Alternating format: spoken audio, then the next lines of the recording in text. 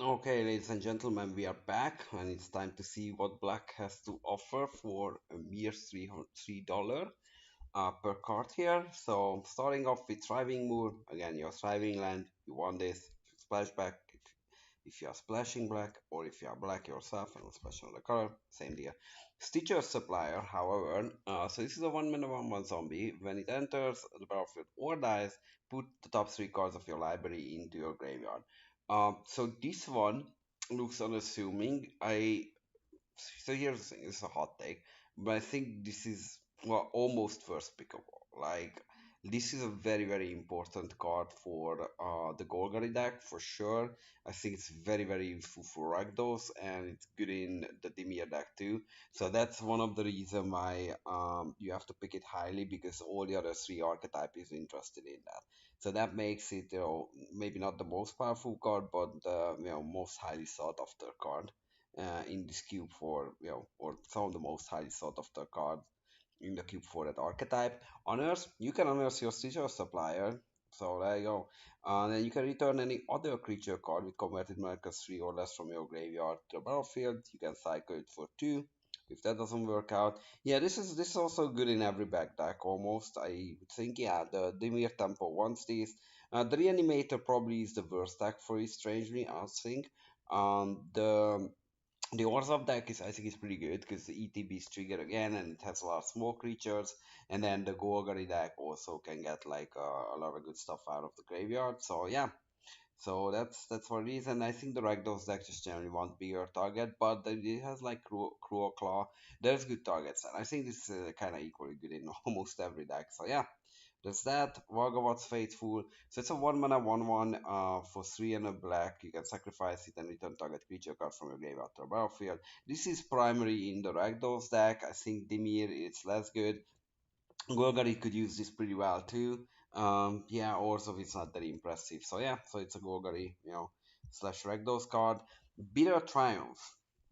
This is again just an excellent removal, 2 mana instant. As an additional cost to cast this spell, discard a card or pay 3 life, destroy target creature or planeswalker. Here it's only creature, it's technically like Doomblade, with 3 life or a card. But I think if you look at the discard space, yeah, obviously in Rakdos this is very good, and I think you can use this in Golgari pretty well too because sometimes you need that one extra card type for Delirium. Yeah, you can get that. And then Dimir, yeah, Dimir can utilize it too, really with flashback cards from the graveyard. So yeah, so this is actually pretty decent here. Infernograss, yeah, so this is bitter triumph, a little less bitter. So this 2 mana instant destroy target creature and you lose only 2 life. Yeah, excellent. High pickable removal card. Yeah, I mean you're not gonna get it because Aaron will take these all, but if some let through, maybe these two is in the same pack, you can get one of them. Yeah, so Innocious Rat. So this is very good. So what is the deal with this card though?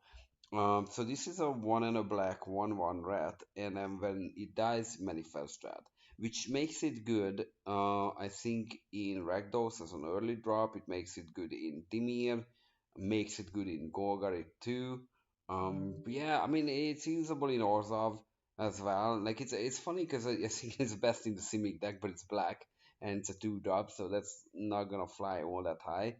But if you get to like some weird Soul type build, then maybe. This is it. I think this one is not a super high pick. This is not excellent in any of these decks, but this is okay on all of them. So if you see it in late pick, you're not unhappy. Yeah, on any back deck almost, but don't chase after this one. Lively Dirge. This is a good middle pick, I think. It's a 2 mana, 1 and a black sorcery with spree.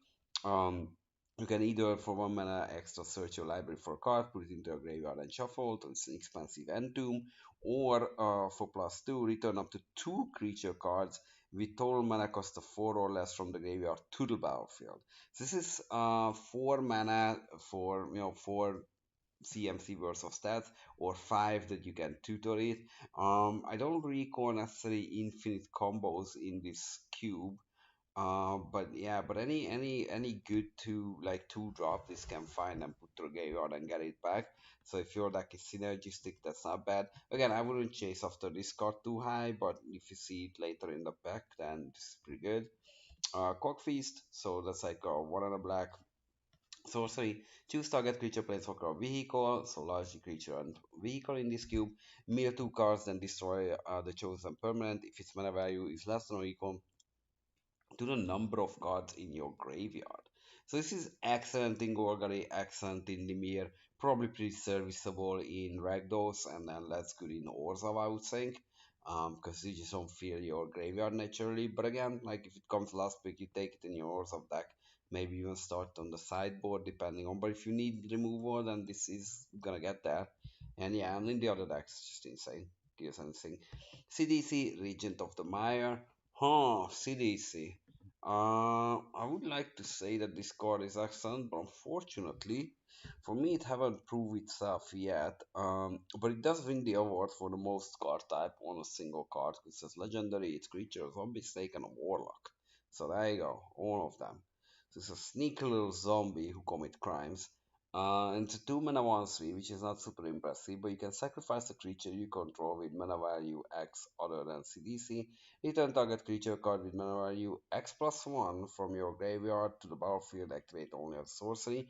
I would think this is the best in Golgari for the first sight, because in Rakdos, yeah, like it might be hard to go up on the chain, but who knows? Dimir could use it. It's just not like it doesn't seem super impressive. But it is a toolbox, and you sacrifice so you can keep looping them if you draw another cheap creature. Um, hmm. Yeah, like I'm again, like for me, this is like a C minus serviceable, but it's not like it looks like a build around, but I think it's like difficult to build around it in a way that it really pops off. I think that's where I'm at. Like if you have like some crazy combo, but I just didn't see those combos yet. But again, if it comes to mind, then I'll let you know for sure. Or maybe some of you let me know on Friday when you beat me with CDC. So Soul of the Lost. So this is a one under black Tarmogoyf. As an additional cost to cast this spell, discard a card or sacrifice a permanent. So this is kind of like a steep cost. That's why I think this is the best in Ragdos, where you just dump your reanimation target, or helpful in Golgari when you need to, like go for Delirium, right? And then, yeah, so it has power equal to the number of permanent cards in your graveyard, and toughness equal to that number plus one. And it's only your graveyard, so it's not insane. This is a late pick for that deck, but it's a two drop that could work and become big. But don't stress over this one too much. Sultai Emissary. So this is also a good 2 mana spell, and it's a 1/1. And when it dies, manifest the top card of your library. So it's kind of like the red. The red is better because that one is what is how do we call it? Dread, manifest dread, and this is just a manifest. But again, if that one actually left here, then this one is a backup plan. Again, this is the best in Simic, but it's a black card, so that's kind of interesting here. But we'll see, we'll see. Yeah, like again, like if you need like fodder for sacrificing for something, this could be a serviceable card. Yeah, so that's where we are with that. On that Butler, however, I think this card was pretty good because when it enters for 2 mana, you get 1/2, and you mirror 3 cards. So this is excellent in reanimation shell. It's very good in Dimir. It's good in Golgari, and when you die, you may exile it. And then when you do, you can return a creature card to your hand, to the grave from the graveyard to your hand. So this is a very very good blue card, I think. Yeah, all those archetypes, it's a little bit of speed bump for your opponent. It fills your graveyard, get your engine going. It's not that difficult to get into the descent values what you want with this. So this I think is a very very good two drop, and I would try to snatch it up like relatively early. Virus Beetle. So this is good in the Azorius deck, being black. What about this black cards which fits into every other archetype? Yeah, so Virus Beetle, I'm trying to think what is the best fit for this. Obviously the Golgari deck I think is a good one because Delirium, get help by it. Um, Yeah, I mean, Dimir deck, like, don't mind these stuff. Oh, the Blink deck. So there you go. Orzhov is the joke here. So yeah, Orzhov, this is excellent. Like, if you can blink this turn after turn, whew, yeah. So this is an Orzhov card. This is a gold card, almost. Yeah, and then, yeah, Rakdos is not that important, I would think. Which is the game is not about that, but yeah, this is solid in the deck where it's solid, and that's gonna be largely Orzhov and maybe Golgari because of the type. Another chance. So let's see. Is this one of those? So it's a 3 mana instant. You may have two cards, then return two creature cards from your graveyard to your hand. Yeah, so we have a million iteration of this card. The only common thing in them that they are almost always solid. So yeah, so you don't hate this. Like obviously, this does not drive you to any archetype. This is just generally good black card. And then hope we are hoping to see this in like pack three when your deck is almost like complete, need a little bit of final touches here and there, and this could be one of those cards. Carrion Cruiser. So this is a 3 mana 3/2 crew 1 vehicle. And when it enters me 2 cards, and return a creature or vehicle cards from your graveyard to your hand. Yeah, I would say if you have two of them, you can loop them, but that's not gonna happen in this cube. However, this is a pretty solid 2 for 1, I would think, because you get back a creature when this enters. You feed your graveyard too. This is very good in Delirium because again it's a different creature type. You can trade this off. It has 3 power, trades up, generally easy to crew. And I think there's a lot to like here. In the Dimir deck even this could shine. Ragdos, yeah, like could use this. Yeah, like I think it's probably worse in also, but hey, yeah, there's like at least two archetypes where this is pretty good. Come back wrong. Ooh, what an artwork. Jesus Christ, Stevie. So that's two and a black for sorcery. Oh, it's a rare, so it's gonna be good. So it destroys target creature. Yeah, that's really good. So we can move on. But it has more text. So if a creature card is put into the graveyard this way, return to the battlefield under. Ooh, whoa, whoa, whoa, whoa, whoa. Oh, so you get the creature, but you sacrifice at the beginning of your next end step. Huh. Huh. Yeah, and it's a really good ETB. Works here for sure, for sure. Yeah, yeah, yeah. Yeah, wondering, huh? Yeah, yeah, I mean, the next end step too. So if you use it on this turn, you get it for full turn rotation. Yeah, yeah, no, this is pretty good. This is very good. Yeah, this card is excellent. So here's the deal with these cards. So the drawback side of the text is actually irrelevant.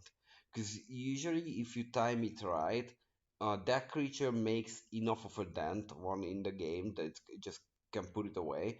And two, like you should expect your opponent to be able to kill that creature. So what should be happening in the play that you kill it, you get it back, you pass the turn, and they can kill it, right? But in that way, you still 2 for 1 them. So they spent a good removal and they spent a creature against your removal, so that's pretty good.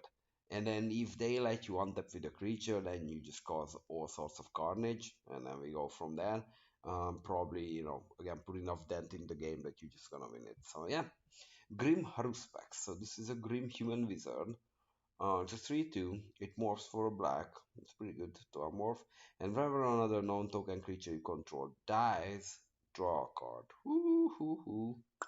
Yeah, good in Simic, but joke aside. So this I think is pretty much good in every black deck. Yeah, I feel like I don't know how many other morphs we have downstairs here, but I think your opponent once they watch this set review, obviously, because the set review is great, they're gonna be in on the joke. So when you run in the black red deck and then you morph something, they know what's up. But yeah, but still, again, right, like if they can kill it, you cast it, you morph it, then yeah, then this is gonna be a lot of problem for them. That enables a lot of attacks where you would trade because you don't really care. You're just gonna draw a card. And again, it's a generically good black card. I don't think it draws you particularly into any archetype, but that's why it's one of these good early picks because you don't need to commit to any archetype, but you know that this card, if you land in black, it's gonna make it to a deck in almost any archetype. And sometimes if you make it Simic, still makes your deck. Because in Simic you can still cast it for the morph cost. Yeah, maybe Simic is driving more towards Sultai.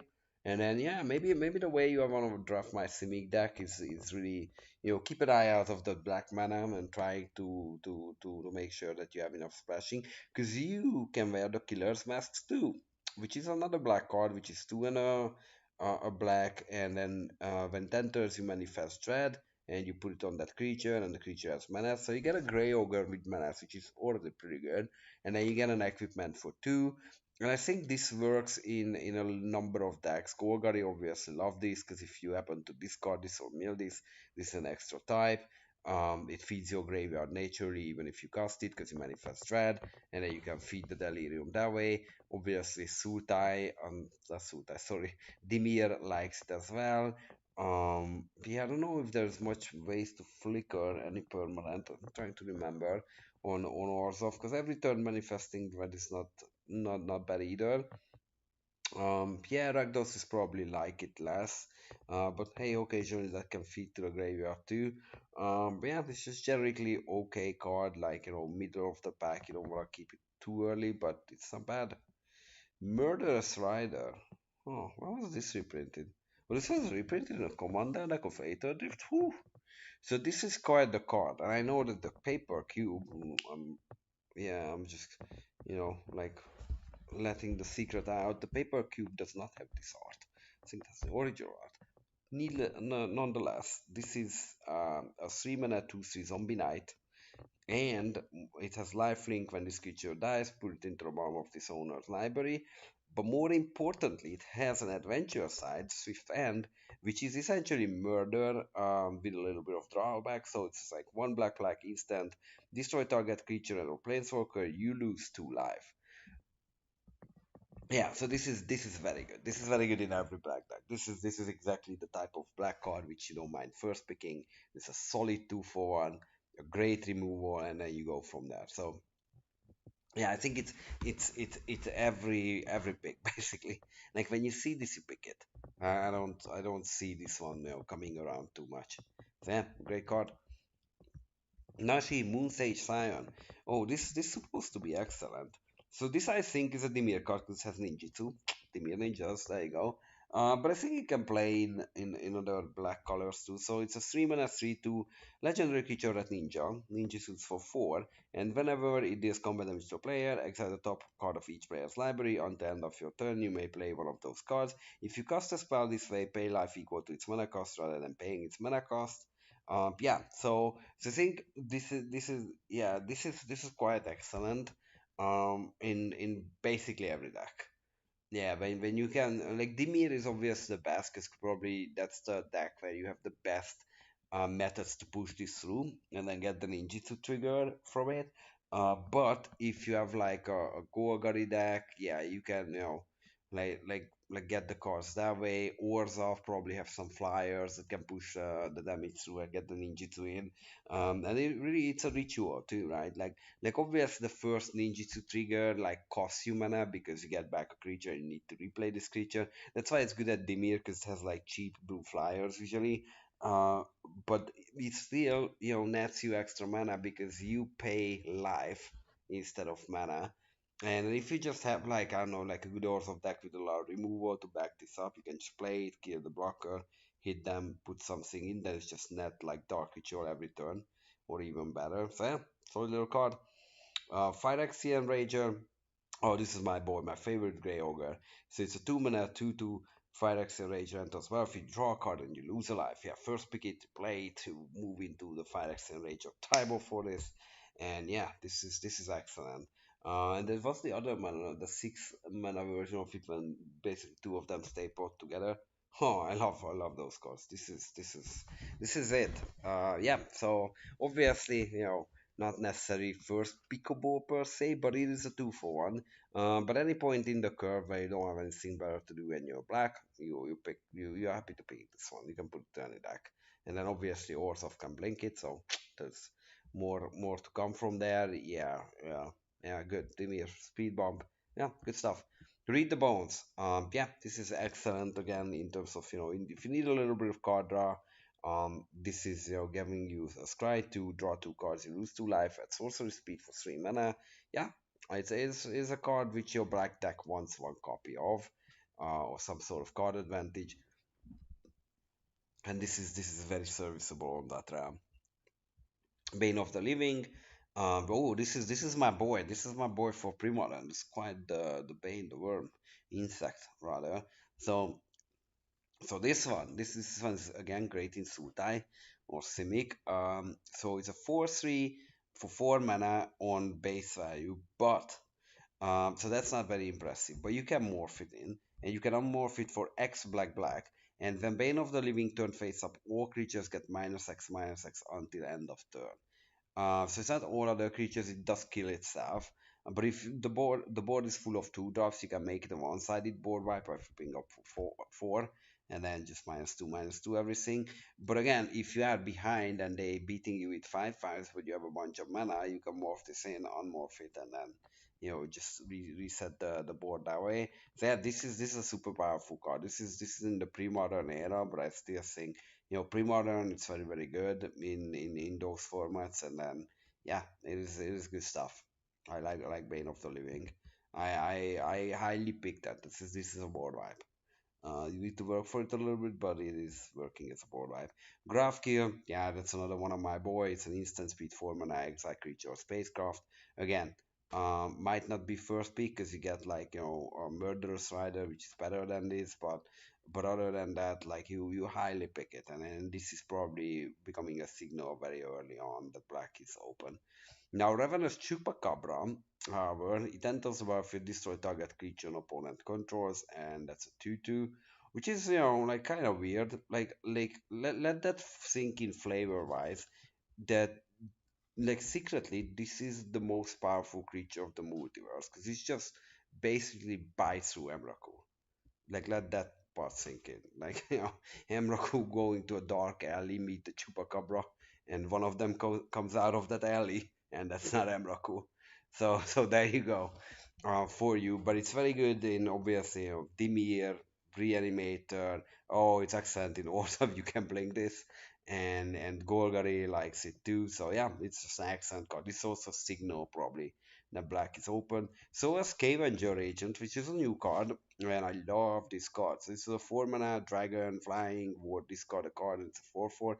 4/4 fly for 4 with a ward discard a card or the ability 2/1. And then for X and black black, it has the Omen. Each non-dragon creature gets -X until end of turn.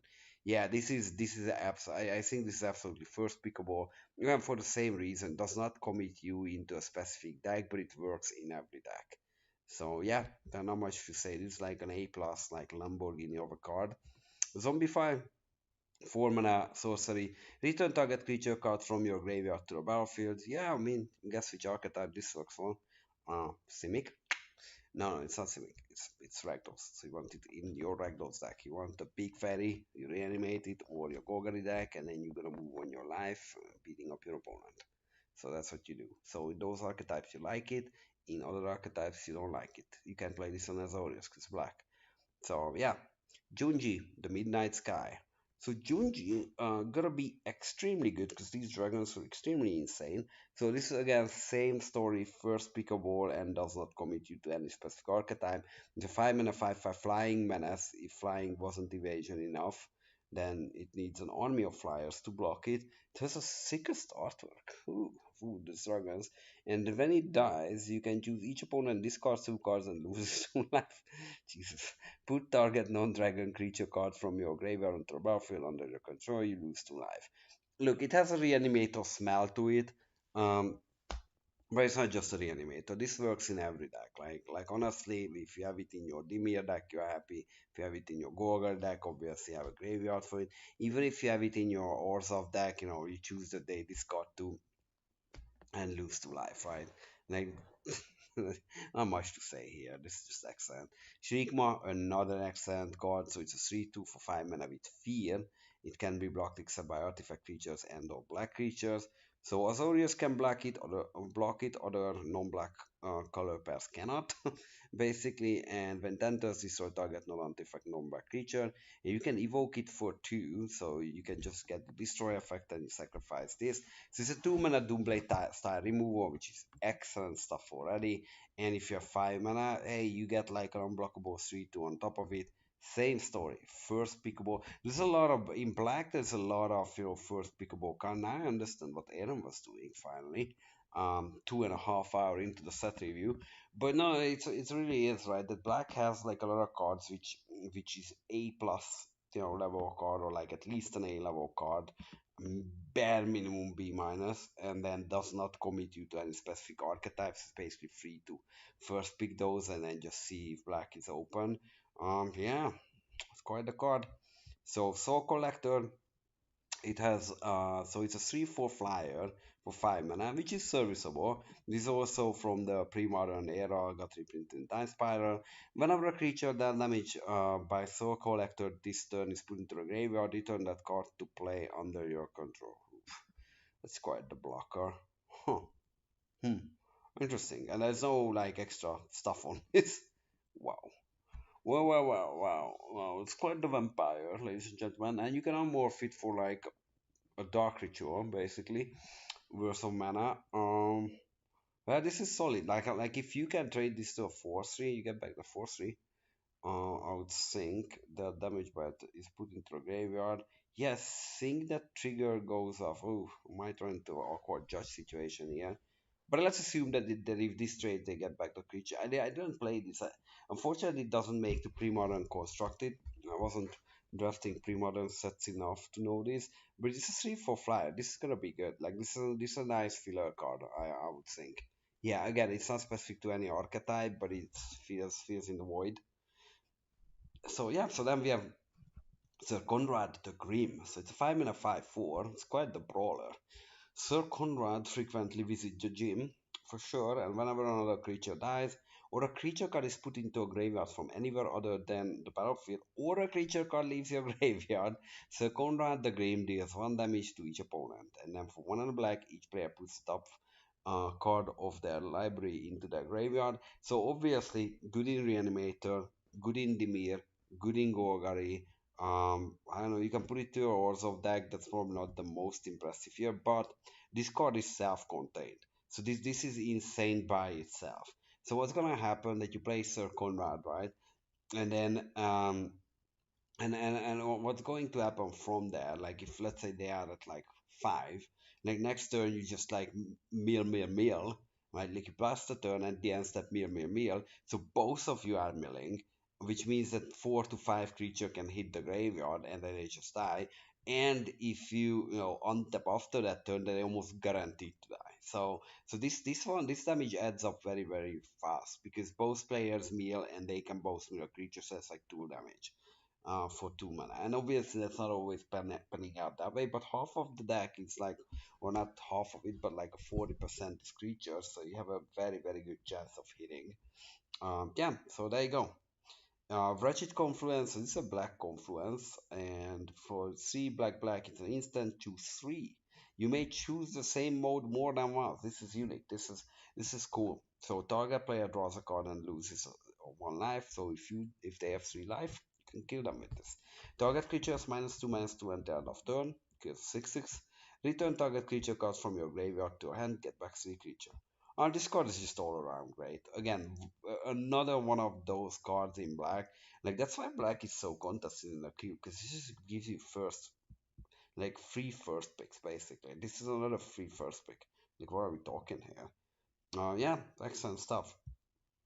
So Kitten Gravestalker, 6 mana 5/4 cost 1, less for each artifact and or creature card in your graveyard, cycling 2. Ooh, this is like, huh.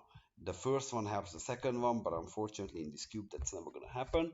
But it's good in Dimir, good in Golgari, yeah, probably decent in Ragdolls and less good in Orzhov. So I mean, look, like I don't know, I'm kind of reevaluating my stance on what you can wheel in back because there's so many black, 'cause there's so many insanely good card already. So this might even be able to wheel this for your Gorgon deck. So don't chase after this one, but it's a solid filler. It could be coming down cheap if you need a creature in your graveyard that feels delirium. So there you go. Dread Dreadhound. So this is a demon horse.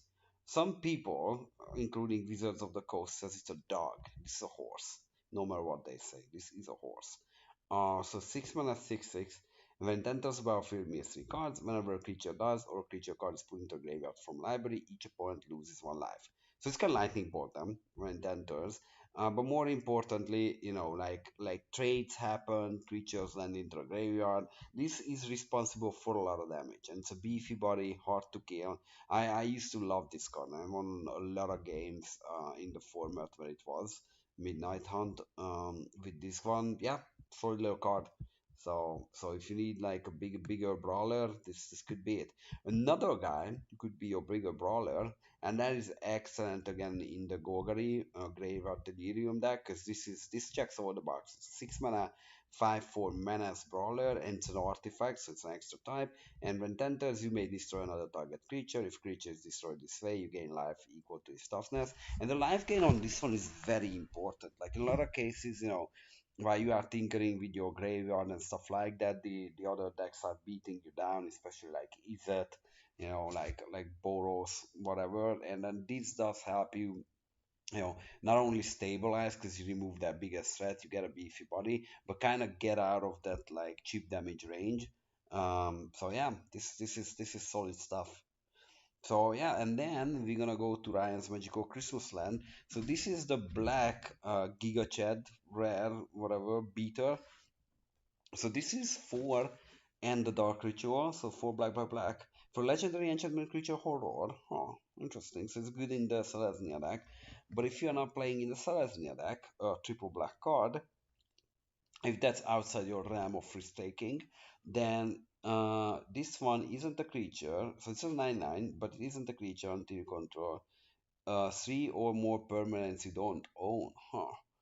So, okay, how do we get permanents? Let's see. At the beginning of your end step, exile the bottom card of each opponent library face down. For as long as those cards remain exiled, you may look at them and you may cast permanent spells among them. And you may spend mana as it over any mana of any color to cast a spell. Okay, huh, that's interesting. It's like super slow. Wow. Three or more permanents you don't own. Huh. Can I transfer ownership of my own card during the game to my opponent? How about that?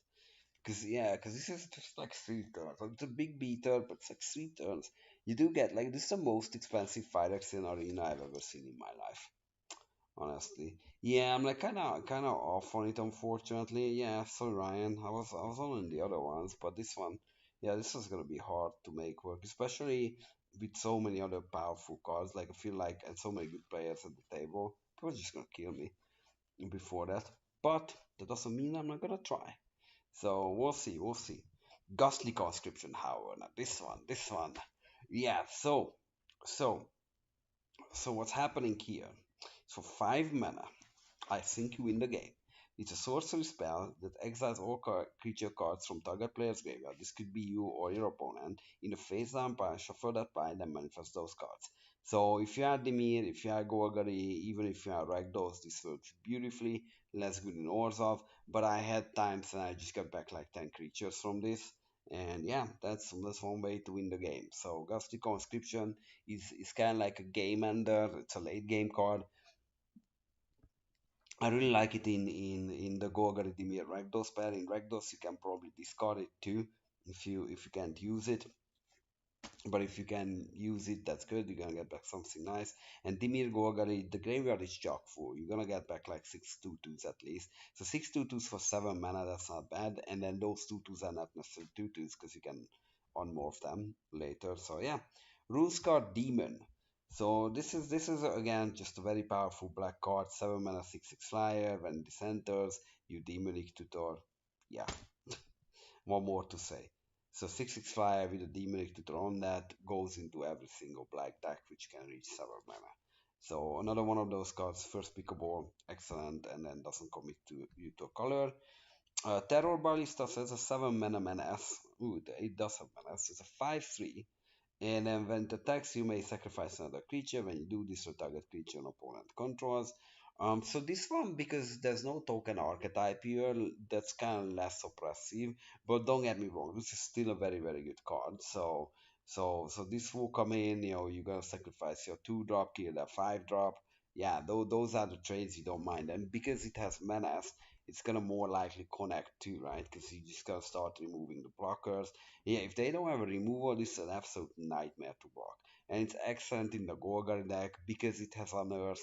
It can come back from the graveyard. I think it's very good in Dimir too. In Rakdos, you don't mind. Again, Orzhov probably is the worst place for it to be. But it's just like nets you so many advantageous trades. Yeah, I like this card. I do like this card. This I think maybe a notch below, but it's kind of that same realm of like, yeah, pick it, see where this goes, and this does not need to be unearthed. So this is also let me rephrase this. This actually you first pick, I think, in any deck almost, because this goes to the Azorius deck too. This is an artifact. Yeah, you don't need the unearth. If you can unearth it, it's even better. But this is not a black card. This is a colorless card, and you should treat it that way. It's absolutely first pickable. Yeah, Huskbuster Swarm. So yeah, so it's a 6/6 for 8 mana, but it costs one less for each creature card you own in exile and in your graveyard, and it has menace death touch. If one of them wasn't enough. Yeah, so this is excellent. This is your Tarmogoyf. This is like 2 mana, 6/6 mana death touch. Especially in the Golgarimir deck. Yeah, you don't mind reanimating this on Ragdos either. And yeah, and then also again is the worst for it. So yeah, so keep that in mind. But this was Black for you. So thanks for watching and see you in the next one.